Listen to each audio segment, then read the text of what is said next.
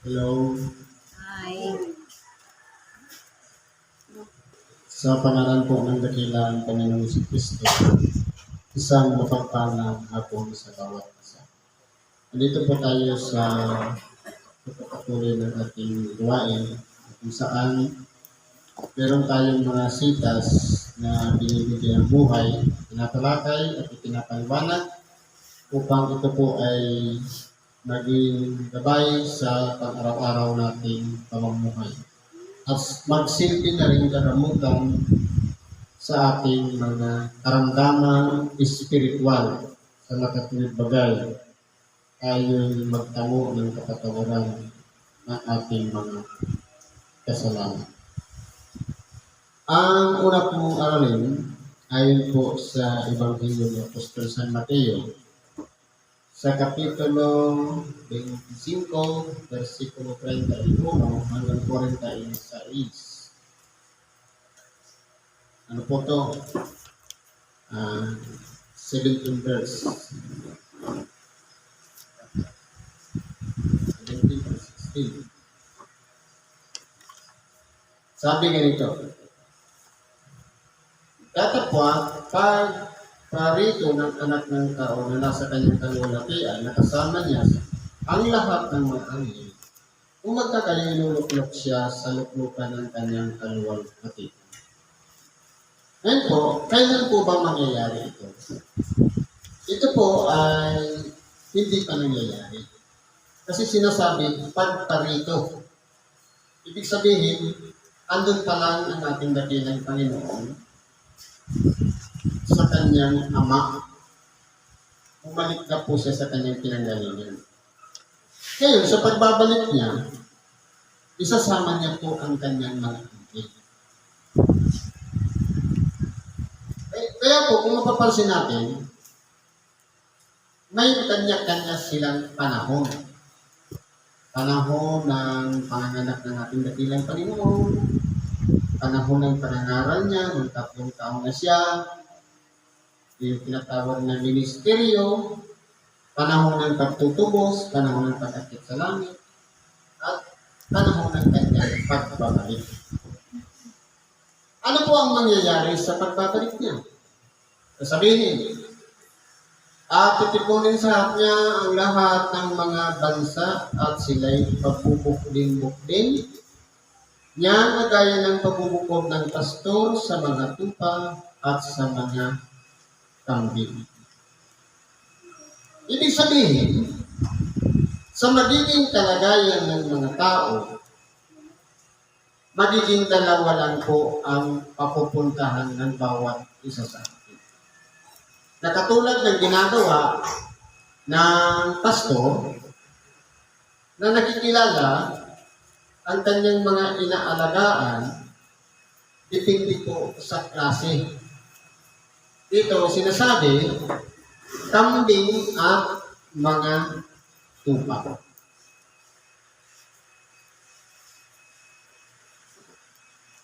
Sabi dito, at ilalagay niya ang mga tupa sa kanyang kanan, datapwat sa kaliwa ang mga kambing. Okay. Kaliwa, kambing. Sa kanan, tupa. Halimbawa, nandito siya nakaupo.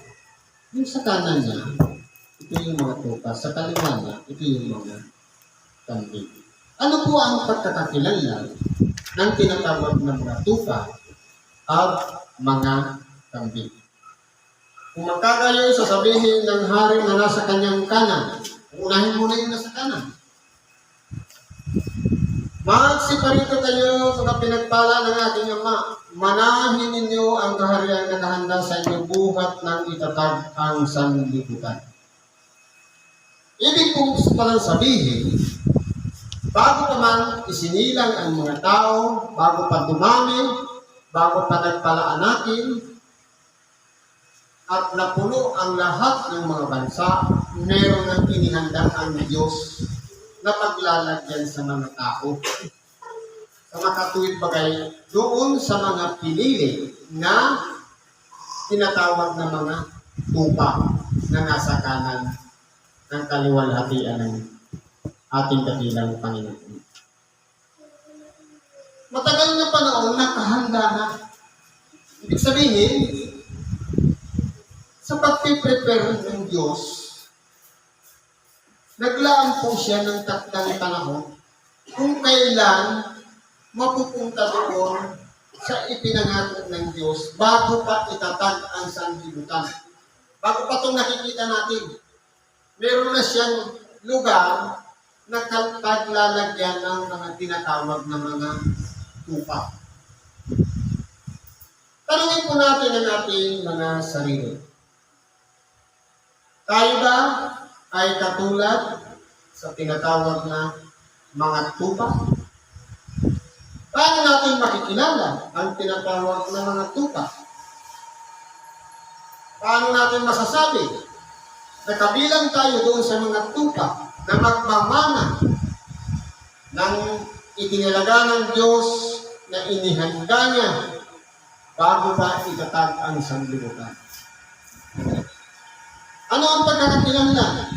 Sabi dito, sapagkat ako'y nagutom at ako'y inyong pinakain. Ako'y nauhaw at ako'y inyong pinainom. Ako'y nagatagal bayan at ako'y natuloy. Naging hubad at inyo akong pinaramtan. Ako'y nagkasakit at sa inyo'y dinalaw at ako'y nabilanggo at inyo akong kinarukunan. Ngayon, magtatanong tayo.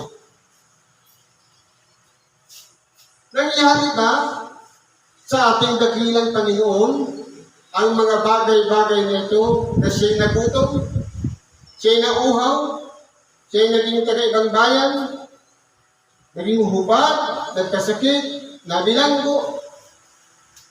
Anong sabi niya? Kung magkakayo'y sasagutin siya ng mga matuwid na nagsasabi, Panginoon, kailan ka namin nakitang nagutom, pinakain ka namin, unauhaw at pinainom ka. At kailan ka namin nakita ang isang taga-ibang bayan, pintuloy ka at hubad at pinaramdam ka. At kailan ka namin nakita may sakit, una sa bilangguan at pinalaw ka namin. Yan po ang katanungan. Ano ang sagot? At sasagot ang hari at sasabihin sa kanila, katotohanan sinasabi ko sa inyo, yamang inyong ginawa sa isa dito sa aking mga kapatid, kahit sa pinakamaliit na ito ay sa akin ninyo ginawa. Ibig po palang sabihin, yung mga taong inapi, yung mga taong walang halaga, yung mga taong walang kwenta dito sa ibabaw ng sanlibutan, doon po nananahan ang Diyos. Sa magatuwid, sa mga taong aba, doon po tumitira ang Diyos. Kaya kung ano man ang gawin natin sa mga taong aba, lalong-lalo na sa mga kapuspalad at mga nangangailangan, ginawa po natin yan sa Diyos. Paano nangyari yun? Ikatwa lang natin ang ginawa natin ng hindi mabuti, ginawa na natin sa Diyos. Kasi po, nagre-reflect po yan sa pagkatao natin. At ganoon din sa mga taong ginagawa natin ng mabuti man o masama. Mayroon mang connection. Halimbawa, ikaw, yung kapwa, kung anong ginawa natin sa kapwa, ginawa natin sa kanya. Sa makatuwid, meron tayong iisipin. Meron tayong palaging aalalahanin. Kaya inilagay ang ating kapwa diyan sa paligid natin nang sa ganun upang malaman natin na mayroong Diyos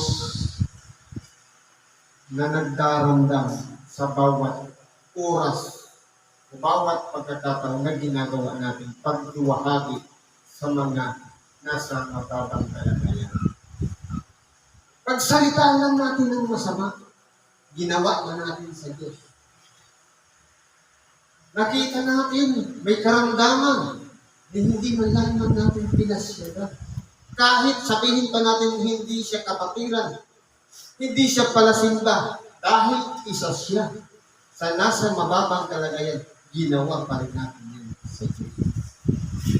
Sa magatuwid, meron pong obligasyon ang bawat isa sa atin para mapabilang tayo sa tinatawag na mga tupa.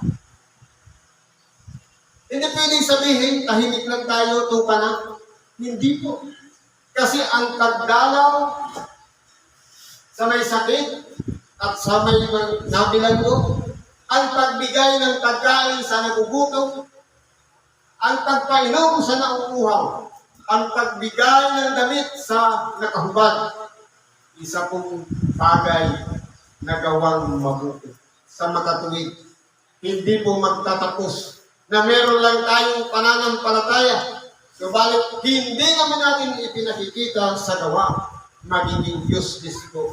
Kahit sabihin pa natin, tayo'y aktibo sa pagsamba, araw-araw tayo nananalangin, gabi-gabi tayo nag-aayuno. Pinapahalaga natin ang pagbabasa ng banal na kasulatan. Pero, sa kabila noon, meron tayong kapwa na nakapaligid sa atin, wala tayong ginagawa para sa kanila. Magiging useless lang ang pagiging tupa natin. Kaya kung mapapansin po natin, ang tupa, meron po siyang ginagawa. Hindi pwedeng tatahimik lang tayo. Halimbawa, hindi man lamang tayo nagsasalita ng masama sa kapwa. Pero, sakin naman tayo. Ayaw tayong mag-donate ng damit. May kumatok sa atin, humihingi ng maiinom na tubig, hindi natin pinansin. May nakita tayong inalipasan na nagutom, ayaw ka natin pakainin. Magiging useless po kahit sabihin pa natin sa sarili ang pagiging tupa. Sa makatuwid, sino po ang kikilala sa atin para mapabilang tayo sa tinatawag na tupa? Walang iba ang Panginoon mismo na siyang magbubukod sa atin, depende sa ating mga ginagawa. Kaya wala po sa atin ang karapatan na magtalaga sa ating sarili na tayo'y tupa na tayo'y mabuti ng tao, na tayo ay karapat-dapat ng tawaging tupa, kundi darating ang panahon, ang Diyos mismo ang may tamang paghatol sa bawat isa, depende sa ating ginawa kung tayo ba'y nagkaroon ng habag sa ating mga kapatid. Kaya ang pagpupukul-pukul, hindi pa ngayon, kundi sa pagbabalik ng ating dakilang Panginoon sa Kanya na ihiwalay yung mga tupa sa mga kambing. Sa makatuwid, meron po tayong pagpipilian. Alin baga ang gusto natin? Gusto ba natin na sa pagbabalik ng ating dakilang Panginoon, kasama tayo doon sa bandang kanan niya? Ngayon pa lang, sinasabi na sa bawat sa atin, gumawa na tayo ng mabuti sa ating kapwa. Anong klaseng paggawa? Ito ba'y gagawin natin sa ating kapwa na meron tayong inaasahan katumbas na magiging kapalit sa bawat gawang mabuti na gagawin natin sa ating kapwa? Hindi po. Kundi mas maganda yung gawin natin sa ating kapwa ng lihim na tanging Diyos lamang ang nakakita at tayo mismo yung sarili natin ang nakakaalam.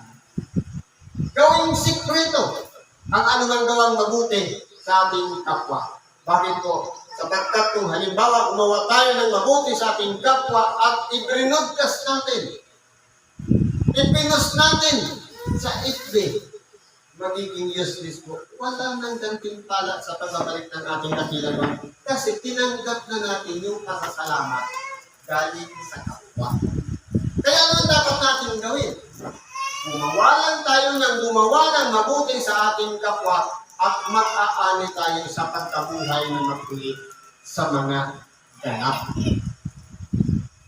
Ibig sabihin, Hindi po yung panahon na ngayon, ang pagtatalaga natin sa ating sarili na tayo okay na tayo mabuti na tayo binanal na tayo naging isang matuwid na tao na.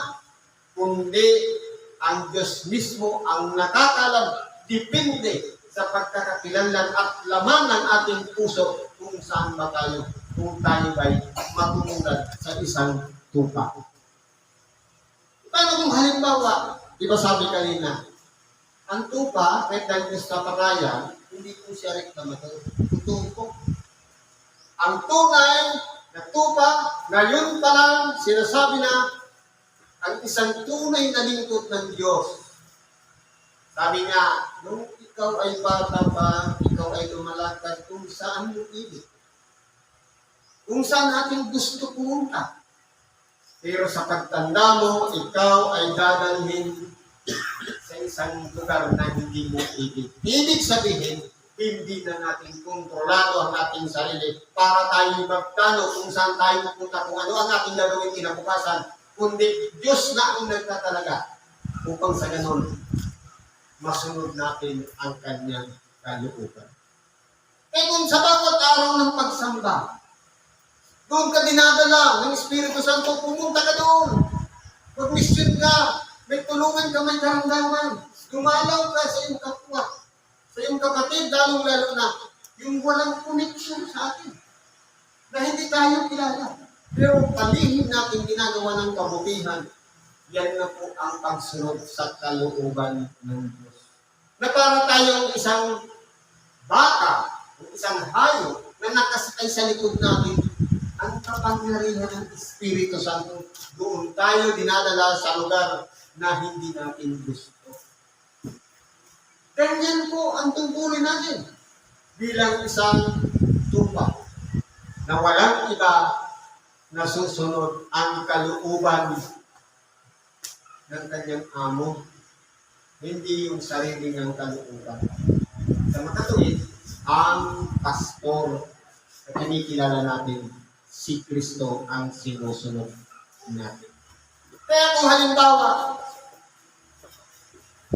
pagising natin sa umaga, magpapasalamat tayo sa Diyos, at unang papasok sa ating isip, pumunta ka sa ganitong templo. Mangaral ka ng salita ng Diyos. Dalawin mo si ganito. Ibig sabihin niya, udyos yan ng Espiritu Santo para gawin mo yung kalooban niya. Pero kung sasabihin natin, hindi, may lakad ako, busy ako. Ibig sabihin niya, nasusunod pa natin ang ating kalooban. Hindi tayo matatawag na santupa na karapat-dapat na ilagay pagbalik ng ating dakilang Panginoon sa kanyang kanan. Pero dapat natin gawin. Tuloy natin.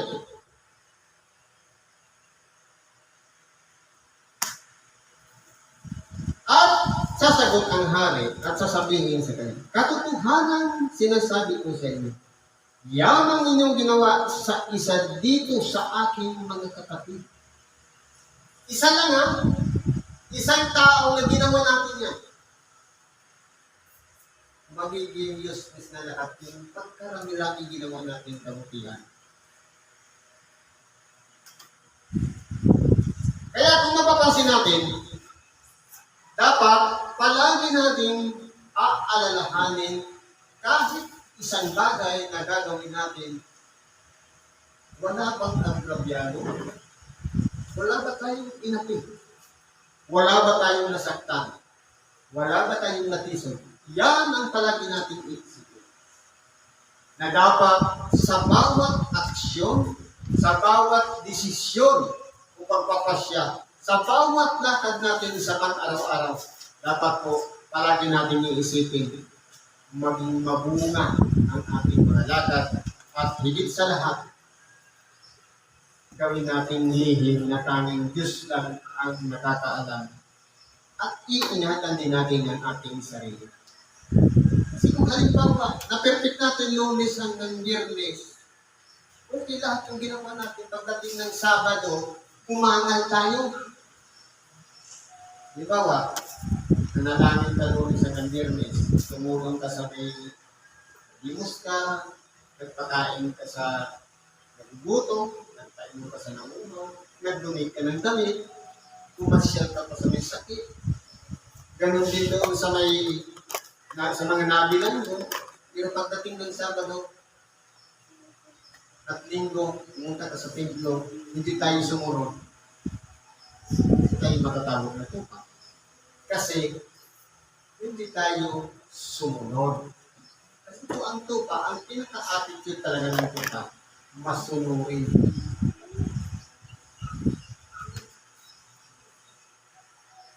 Kung magkagayoy, sasabihin naman niya sa nasa kaliwa, magsilayo kayo sa akin, kayong mga sinupa at sa apoy na walang hanggan na inihanda sa Diablo at sa kanyang mga anghel. Ibig kong sabihin, kung merong inihanda ang Diyos para sa mga mamanahin ng mga tupa, meron din inilaan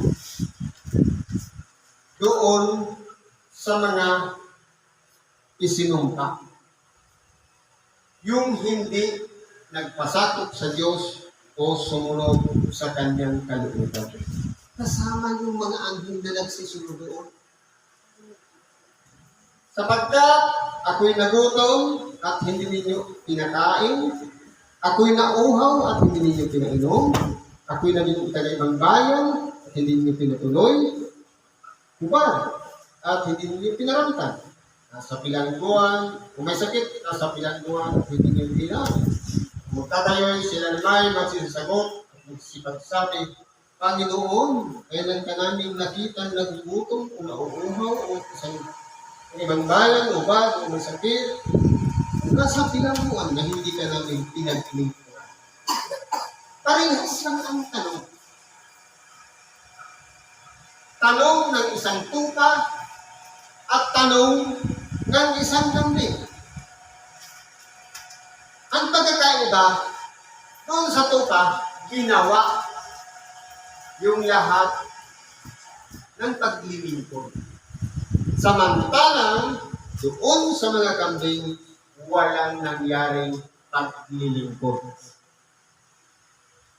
Kung nagkagayoy, sila isasagutin niya at sasabihin, katotohanan sinasabi ko sa inyo, na yaman hindi ninyo ginawa sa maliliit na ito, ay hindi ninyo ginawa sa akin. E kung mapapansin po natin, simple lang naman ang mensahe ng sitas ito.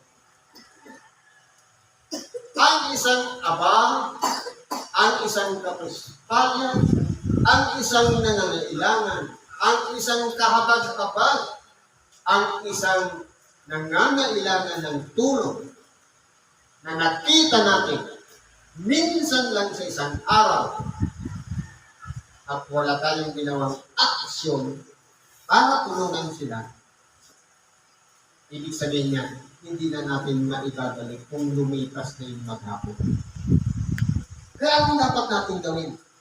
Kapag mayroong pagkakataon na may nakita tayo, dumaan sa ating paningin, sa ating paglalakbay, sa ating pangungunan, na isang tao, maliit na tao, na nangangailangan at inudyukan tayo ng Espiritu Santo, gumawa ng mabuti sa kanila at nasa atin na lang po, kapag gumawa tayo ng mabuti sa kanila, kasama tayo sa makapaginan doon sa mga tupa.